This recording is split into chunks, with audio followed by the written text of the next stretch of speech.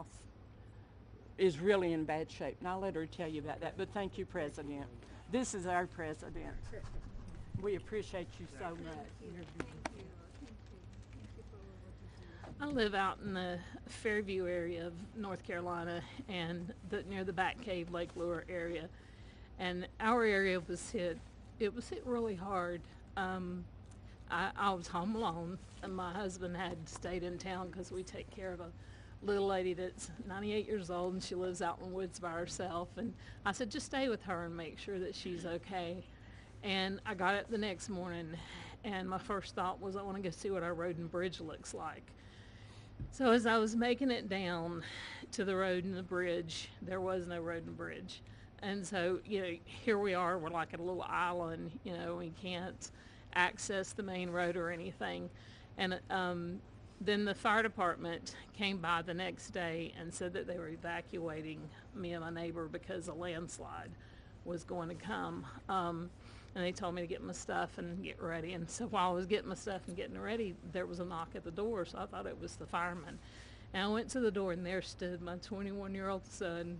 His name's Nathan, and he had drove as far as he could to get to me, but he hiked 5 miles, and it took him a really long time. And he got there, and he said, "Mom, grab a bag, we gotta go."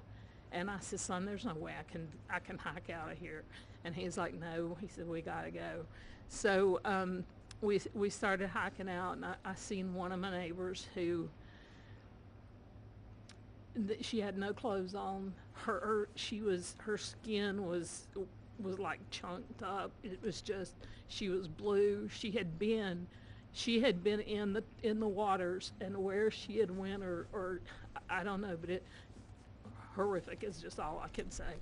But then as me and my son hiked on out, we went through where this place, we call it Craigtown, but there were like a lot of family members there that passed away, like 11 of them, and there were people out everywhere looking for their loved ones, and there were dead bodies.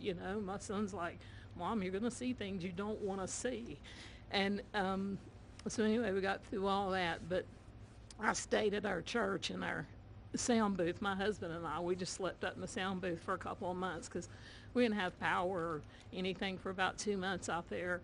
And then we went back. I've been fighting with FEMA since day one. Our community, there's like 32 homes. We don't have a road and a bridge. We're driving through our neighbor's property. I went to EMS and I said, "Look, my concern is if we have a fire or we have an emergency out here, you're not going to get to us. You can't get those big trucks up here." And I've called and called and called FEMA, and I said, this happened on September 27th. That's 4 months ago. Well, for us today is still September 27th. We haven't had help. And so when I talk to FEMA, I'm explaining the road and the bridge, and they send me a letter that tells me to basically fix it and send in my receipts, and they'll refund me some money. I'm looking at a road and bridge that honestly, the bridge itself is probably going to be $300,000, and the road could be close to that also, because the community has to have big boulders brought in. We're not a rich community. We can't fix it ourselves. It's just, and as far as like house repairs, I'm still pending. I can't get money from FEMA until I fix the road and bridge and send in my proof that it's fixed and everything. It's been a nightmare, and I totally feel like that we have been forgotten. If it had not been for our fellow American citizens who stepped up to help us, I don't know what we would have done. I have 5 neighbors around me who completely lost everything. I have damage to my house, and I don't feel entitled. I'm embarrassed to even say I need help, because, and sometimes there's even that survivor's guilt is what they're calling it, but you feel guilty to even be alive sometimes. When you look around, you see your neighbors that are gone, and it's just, we need help. I wrote a letter to send to Congress. I don't understand what's going on. If we can't get FEMA help, then will you guys help us? Will you step up and be our fellow citizen? Will you step up and be our neighbor and send us something? Help us get our community back. I could go on. It's just I don't know, it's just heartbreaking. I appreciate you. Good daughter you have, huh? Good daughter. Take care of Mom. And your son must be great. My son is great. No, he sounds like a real leader and smart. He really is. To hike in. How would you have been if he didn't come and get you? I don't know. I'd just would have been there until, because the only thing we could do, there was no way to get out there. The only thing we could do is just hike up to the church, the first church that was up there, about 3 miles, to get, you know, maybe what we needed or something. I don't know. He is. Thank you.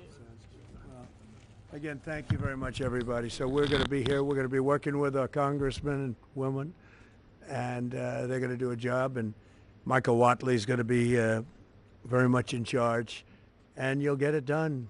And FEMA's ready to rock.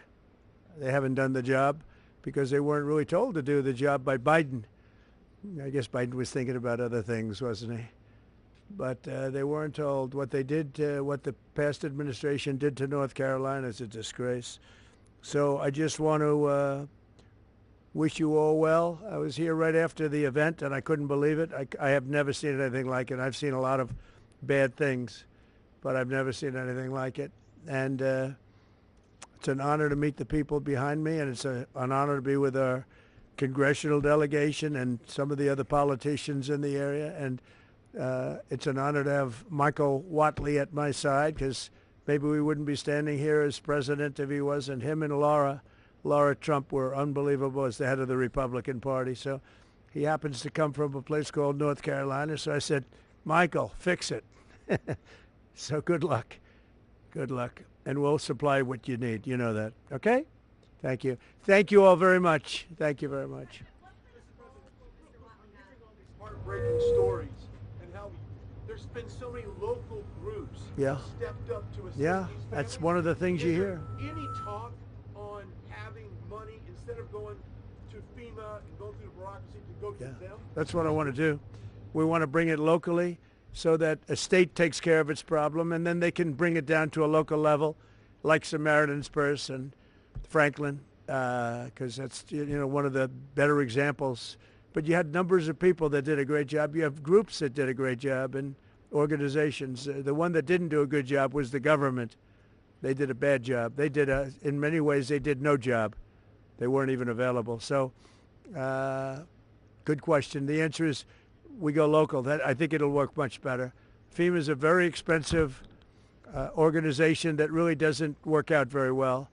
It hasn't. This is not the only example. So it was up to me right now. It ended right now, and I just let the state take care of the problem. I mean, you can always have problems. Let the state, if it's Florida, it's a hurricane, let Florida take care of it. They don't need FEMA to come in. Yeah? Outside of FEMA? Yeah, I envision a very important role for him. It's any role he wants. He's a very capable guy, Michael Whatley, a very capable guy, and he's friends and works with these guys, keeps them elected, right? They have to do a good job. Otherwise, no matter how good Michael is, not going to work. But they've done an amazing job. They've been great. You're lucky you have great congressmen here. And woman, by the way, a great woman, very powerful woman. And they're going to do a great job. They'll do it together. They'll work together, and we'll supply what they need as they need it. We'll coordinate that, and we will immediately get the Army Corps, Michael, because you need roads built. You know, we're talking about the bridge. We're talking about roads and things. So we got to get them built, all right? Okay? Thank you all very much. Thank you very much. All right.